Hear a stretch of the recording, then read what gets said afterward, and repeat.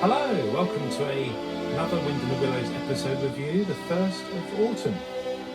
We've done spring, summer, we're now into 13 autumn episodes, beginning with Badger's Remedy from series 3. So I selected this for this week because, as the narrator says at the beginning, it is only just autumn, and it's certainly got the autumnal feel about it. It's quite a dark episode to start with, to be honest, but it's a wonderful episode. It's certainly a firm favourite of many, and I'll talk about why I think that is as we get into it. So let's crack on. Badger's Remedy. And I'm going to press play now. Okay, so this one, I don't have as much kind of nostalgic attachment as I do other episodes, basically because I didn't see this until it was shown on Channel 5 in the late 90s. So I have no memory of it being originally shown in the 80s. It wasn't, to my knowledge, released on VHS. I could be wrong about that, but I don't think it was.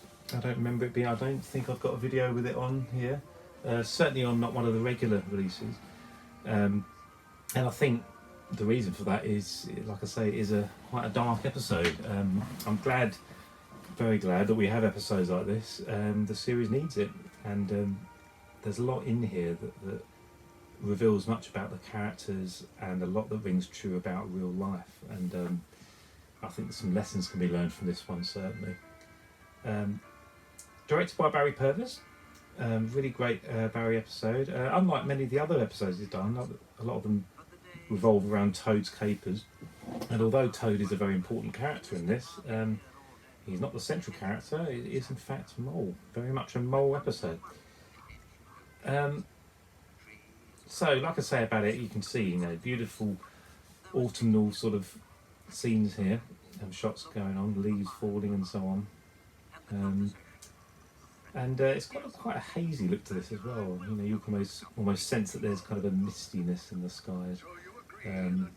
Certainly haven't got that at the moment in the weather here in 2019, although we have had quite a bit of rain recently. And we've got this lovely opening scene between Badger and Ratty, which we don't get often. We don't often see just Badger and Ratty together, although we find out that they're not actually alone right now, with Toad appearing. Now, what's nice is they're talking about the Harvest Festival coming up, which is just right this time of year. We've got quite a few Harvest episodes now, from now on onwards, and we had a couple, of course, towards the end of the summer. And again, like I always say with Badger's house, it's never lit as well as I would like it to be. It's very dark. The set stands out more than the characters, which is an absolute no-no these days. You want the characters to stand out. But we've got, it's kind of just like it's just a chit-chat sort of scene. It's setting up something nice that's coming, as in the Harvest Festival. Nice community feel to it. We've got typical Toad here, sort of showing off about the type of harvest he would do. And we've got a nice episode coming up soon that I'll be reviewing, where Toad certainly does handle his harvest his own way, and that's the whole point of the episode.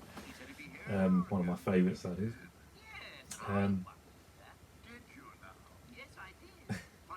I love those shots of the back of Toad's head. It's unusual in that we very rarely do that with characters, but with Toad it absolutely works. He's got this presence from all angles, and I think particularly Barry did that with these episodes. He's talking away, and he's sort of, you can sense the emotion and the mood that he's in, and kind of where he's looking back as well. I mean, he does here as well, where we've got this side view here. See the eyes going back there.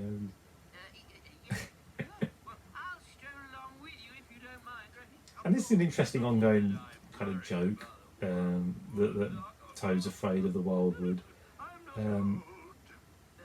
We've seen Toad venture into the wildwood quite a lot in other episodes, and certainly in earlier episodes. And every now and then there's one that crops up where he's absolutely terrified and he doesn't want to be alone. But at times, the Wildwood seems a tamer place than it does at other times. But generally, yeah, we think of the Wildwood as a kind of a scary place. And we've got Badger in the middle of it. It's true to the book, isn't it? So this one, it's not one of my favourites, and I know that's controversial, but only because it's not a typical Wind in the Willows episode, and I know that's certainly a reason for it to be a favourite. I do like it, I admire it. I think it's got some great moments and a great, the real essence to the episode is still to come. But it's a little low on comedy for me, and it's a little too serious. There's a serious, horrible thing coming up, really. I'm sure you all know about. I'm sure you've all seen it.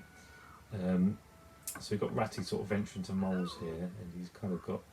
I like it. Ratty's got his stick. It's kind of something that a gentleman would have, a country gentleman. I don't think he has trouble walking. It's just to kind of help him along his tracks. The lighting's interesting there, though, isn't it? That kind of warm orange glow behind Ratty there in the doorway, in the window. And there's a set we don't see that often. Sort of Mole's Landing. In fact, I don't think we see it until series 3, possibly a little bit in series 2. So here we go. So we've got Mole in bed feeling unwell. We can always really see from this shot he doesn't look like it at all. They've added some colouring to the puppet to make him look very ill. And it's actually kind of a bit disconcerting, a little bit frightening. I've actually got a friend who I might have mentioned before. He doesn't like the Wind in the Willows. He's warming to it because he's one of my best friends, and we've known each other for years. And because I've surrounded by all this memorabilia and so on, he's warming to it. But he remembers it from childhood, and he said he was terrified of it as a child. He said it's those faces, those frightening faces. And I guess if you're new to it, I could see why generally it would be scary. But I wonder whether he saw this one, and I could totally see why this one would be frightening. And possibly Hip Hip Soiree as well, the series 5 episode that I'll be reviewing soon. And as we get into it more, Mole becomes more scary looking. He really does. The makeup that they've done on him, he really looks ill, and it's actually really horrible to hear Mole screaming in pain like this. So a very dark idea of this. Mole is very ill. We don't yet know quite how seriously he is. So that shot there when the lightning was showing, his eyes are just white, completely white. It's almost like they put a whole covering, I don't know what they would have used, but something on top of the eyes. I mean, Barry, if you're watching, I'd love to know some of the insight into this episode, because it's one I don't know a lot about, if I'm honest. I am fascinated by it. Again, we see these landing shots in Mole's bedroom, which is this the first time we've seen Mole's bedroom? Probably not. It might have been the first one I've reviewed, Mole's bedroom, but it's certainly one of the first times. And you can see how concerned Ratty is already. And look, he's got kind of yellowing around the mouth there, red around the eyes, along to the snout. He does not look well at all. But a lovely subtle animation here of him kind of turning in bed, fingers moving there. Badger and Ratty obviously really concerned now. Holding his hand there. There's those white eyes again. But it's quite scary here. Got the tears there. Ratty's already wiping tears away. Notice there's a lot of hand holding going on, and that's just friendship, It's kind of like we're in this together kind of thing, We see that even with the weasels occasionally in later episodes. So yes, so as an audience, we're very much on edge here. We're like, oh gosh, is Mole going to be all right? It's certainly got a very serious feel, this whole episode. And even though we had a kind of a light-hearted opening scene, already we realise this is actually serious. And Badger is revealing now that Mole's actually eaten a very, well, a deadly poisonous toadstool. Isn't there anything we can do? I don't know, lad. So Badger's thinking, what can they do? And then, Yes, there is. Get everyone. Get everyone you can. Get everyone, but So- it's only 4:30 in the morning. We need all so I like that the time's revealed, 4:30 in the morning. We're going to say So I'll go. get the first two I mean, it's certainly got this really early morning feel anyway. Hurry. I just like that it's specific. But in these opening scenes, you know, we see this crowd of characters together. And like I said before, it's got that hazy feel. And I wonder if there's something wrong with the original And print. as a result of Like here, these shots here, it's just got this smoky look, I guess, misty look. Maybe it was on purpose. He's not going to die, is he, sir? So look how serious Ratty is looking there. It's beautifully, like, Yes, sir. beautifully done with the puppets. You know, there's fairly limited the puppets are really. There's only so much you can get out of them. You can see we've got the weasels there, and it's so, for me, it's so important the weasels are there because it's a side of their character we don't often see, but when we do, it's a wonderful thing because it, to me, that says something about people in real life. Oh, there, see what I mean about the hazy look there? It's very hazy there, isn't it? Very foggy. Foggy, that's the word I'm looking for. So yeah, like I say, about the weasels helping here and being concerned as everybody else.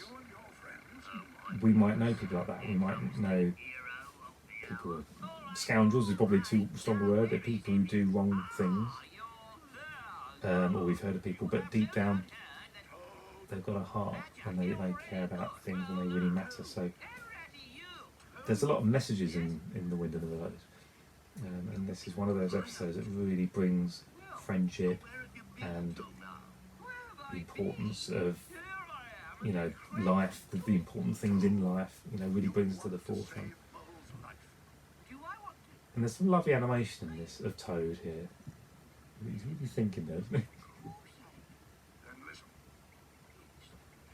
Ernest and his friends will bring the white bean berries. I shall also I like bring that the of berries Toad showing out the which is baskets there. and a flower from a meadow saffron. And the youngsters sort of chatting away. And they're concerned. That line we had earlier of he's not going to die, is he? So it's, That's easy, yes. Good. But the vital and it's ingredient important, you know, for children to see this. It's a fact of life, isn't it? We all die, and we all live as long as we can. And Mole here, they don't want him to die like this. You know, they've got to save him. They've got to do all they can. Badger's the one they're all looking up to, and I love that. You know, Badger, like one of them. he would be the one, wouldn't he? You know, literally looking up to him because he's taller, but Exactly. he knows a bit. He's been around. He's lived the longest, and he's obviously got this remedy. They need to look for these things, and he's revealed that the essential ingredient is rare. There's a line, almost a throwaway line, that we had from the Chief Weasel a while back there. Just before Toad arrived, he said, oh my goodness, here comes the hero of the hour. Which is a great comedy line, until later when you realise that Toad is actually the hero of the hour. As I'm sure you know. So this is Ratty asking the Chief Weasel, why are you doing this for the riverbanker? And the way he says they're poison, it's almost like that could happen to any of us. It's a horrible thing. No one wishes that of anybody. I love these shots of Ratty. Yeah, very emotional. That serious look he has, and here stands back, and then the tear just rolls down his cheek.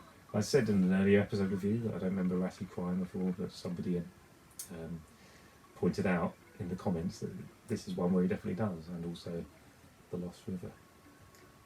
I think there's another one. So this is a montage. That track in the background is called Coming Home, an instrumental track, and nice little shots of the characters just rummaging through the wildwood trying to find these ingredients.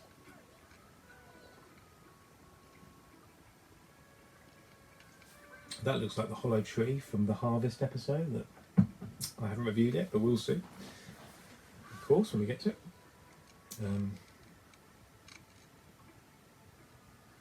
Lovely walk cycles of some of these characters. I wonder if this is it. So here we are focusing on Toad, who I suppose this is a beech tree. there's a nice bit of comedy here actually. Yes, I can tell by the age. Can tell by the acorns. I love that line.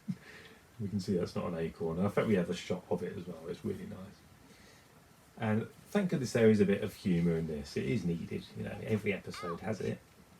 And this one obviously less than others, but we always need comic relief with Toad, and I think that's important. An important balance with, despite the seriousness of the situation. Why can't they grow in proper places?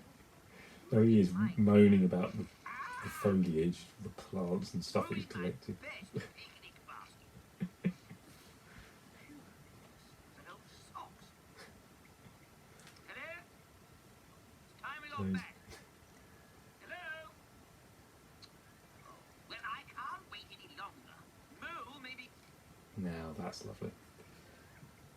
So you got typical Toad. I can't wait a mole maybe, and then that kind of realisation. Beautifully done. Important to come in for a close up there. This I need has not been found. Oh, badger. Then mole. Oh, this is horrible. Now Ratty, And a butcher's broomberries. the way Ratty gets very upset soon when Toad arrives, we can understand why. He's already believing that Mole's going to die. I shall brew them up and make a decoction of this, a suffusion of that. But you hear that sadness in the voices. The actors did a splendid job of delivering this dialogue. Of course, they're very well directed. How is he? How's Moo? And Toad thinks he's gone already. Isn't it? Not yet, And Toad. Badger says not yet. Basically saying inevitably he will. There's not a lot they can do. And now Ratty's agitated with Toad. Because Toad's literally is the last hope. Which plant? You know, they all bought what they... The rest of them have bought what they could, and now Toad's just moaning away. It's my garden. Toad. And then Badger gets irritated. You are the Because Mole's dying, he's upstairs dying. So you can totally understand, you totally empathise with Ratty. moss, bits of grass, bits of twig. You've just picked up everything Now this inside. shot here, there's a, You just don't care. it was pointed out before that the still from that shot of Ratty with Toad was on the back cover of a compilation video, and the episode was in fact Gadget Mad, not Badger's Remedy. It has to be. And look at this. Look what Toad has on his back. He's got it. It's the The fungus. fungus. Oh, And I love that. This is so touching, isn't it? Ratty with tears rolling down his cheeks, giving Toad a good hug. I can't get And that shot of Toad, so you see him hugging back, it's so lovely. they have a soft So lovely. You almost want a tear from Toad, don't you? Or you almost think, oh, you can forgive Toad for everything, because even though wonderful to see he's you accidentally smiling got the again, fungus, Mo. I was you know, it's just lovely.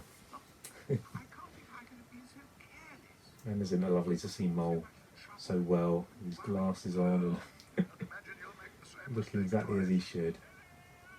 And like some people I could mention. Now, funny enough, even though it's not a typical episode, we finish with Hello, Ted. typical Toad again. Now, he's got all this gear on. I say not still indoors. Lovely costume that's actually still exists. It's in the archive. Even the magnifying glass, all the props. The bees Um, seeking the last supplies of nectar from the elderberries. Nectar from the elderberries. Lovely. Being It's just- It's a good Badger strip. and I were here at 7 getting Mole a little breakfast. Here at 7. Ooh, may I just sit down? Please. Well, Toad, what are you meant to be? Meant to be A fancy dress. the fancy dress. Oh, this is my botanical equipment. Botanical? Well, it's funny seeing Toad looking for a magnifying glass after the labyrinth from last week. But it's a different magnifying glass, I think, if you look at the handle. What it means. I think it's different. I mean, what have you to do with botany? And it's So he's into botany now. That's Toad's latest craze. Good heavens, Badger, I have a natural talent for it. I'd be one of the great collectors. And unusually, it's a craze that he gets as a result of what's gone on in the episode. Usually, something else has gone on, hasn't gone particularly well, and then he's moved on to something else, or he's been inspired. But this one, yeah, it's actually, he found the fungus, so he believes he's an expert at botany. Would have been nice to have had an episode that follows up on that, wouldn't it? So there we go. Yeah, it's a lovely, gentle, dark episode with a happy ending, and like I say, I can totally see why that's a favourite of many people. It's just not one I've chosen to look at often. I think when I immediately think of The Wind of the Willows, I like to think of, yes, friendship, all those things that this is totally all about, but also equally important to me is the humour, and I love those really funny episodes where the weasels are involved and trying to cheat Toad and so on. But it's so lovely to see this every now and then and just be reminded of the shadows, the dark side of the world that they live in, and the dark sides of life that it embraces. Not quite in equal measure, but almost. So yeah, very lovely and important episode, that one. And like I say, Barry, if you are watching, please do, if you have time, just let us know what went on in the making of that episode. It's an interesting one. I'd love to hear about Mole and his makeup, how that was handled, the seriousness of it, the lovely shot choices in it, especially the montage where they're all looking for the ingredients for Badger to cook up his recipe. Yeah, wonderful. So there we have it. So yeah, it'd be interesting to hear your thoughts on it as well, particularly those of you that do love that one. Let me know what you love about it. Is it more than what I've talked about? Is there more to it?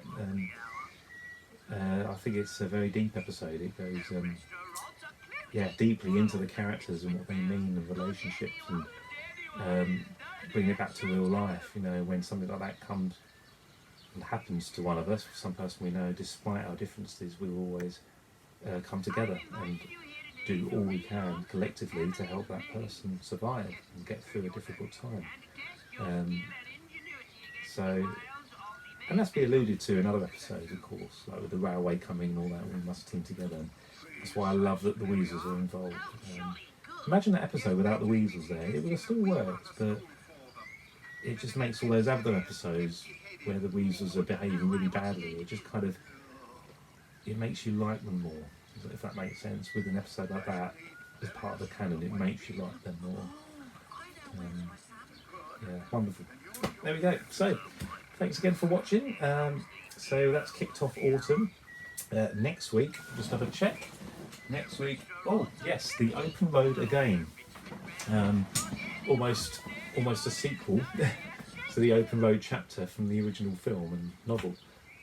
So we see that beautiful caravan again, and I was first introduced to it in the book, as the book that was published before I saw the episode. So it's wonderful to see it animated. Lovely episode, really like it. Simple script, but a very, very good looking episode, and it's always going to be that beautiful caravan. So that's next week, so do join me for that. And I think that's also a bonus one next week. So we're looking at Hip Hip Soiree, if I remember rightly. Just check. Yes, I believe it is. Yes. So yeah, episode guides all around. So yes, next week, a double episode next week. So yes, enjoy what's left of, if there is any left of the summer, but do enjoy the weather as we get into autumn. So thanks everyone, and all the best, and I'll see you next week. Cheerio.